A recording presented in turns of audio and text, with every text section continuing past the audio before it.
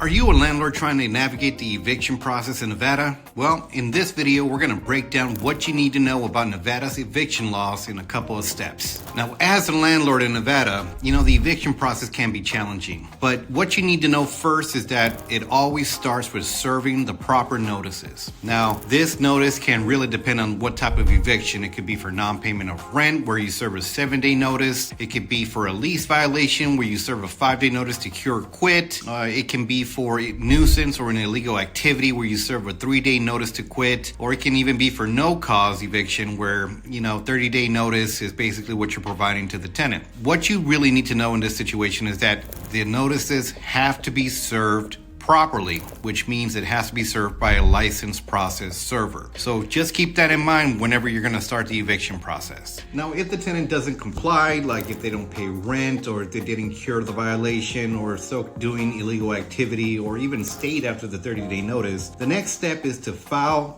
a complaint with the court. Essentially, you file the complaint and then the tenant has a chance to respond. Typically, they can be able to respond when the original notice has been served to them, but you just have to really pay attention to see what steps you need to take after. Now, if a tenant doesn't contest the notice, then the eviction will go smoothly. But if the tenant does contest it, then a hearing will be scheduled.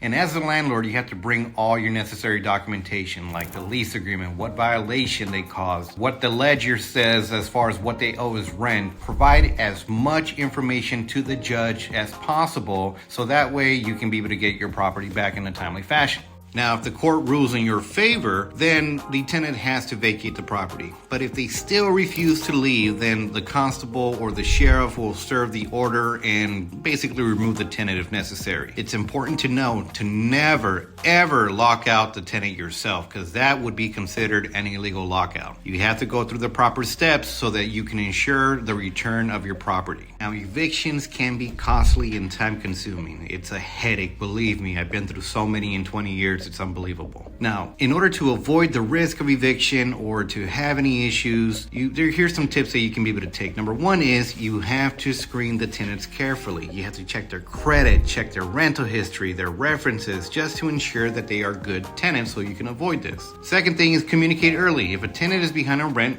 work out a payment plan. The third one is know the law. You have to know how to follow Nevada eviction rules to prevent legal issues. And finally, evictions are sometimes necessary, but handling them properly is key.